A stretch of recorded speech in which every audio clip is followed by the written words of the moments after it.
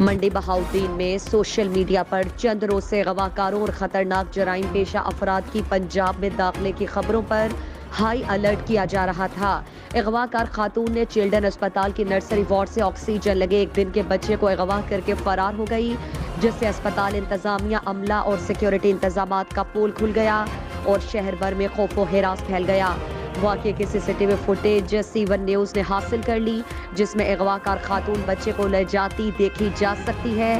واقعے کی اطلاع ملتے ہی ڈی پی او نئی مزید سندھو نے فوری نوٹس لیتے ہوئے crime fighter D S P C I A staff Chaudhry Amir Shaheen Gondal کو مغوی بچے کی بازیابی اور ملزمان کی فوری گرفتاری کا حکم دیا ہے۔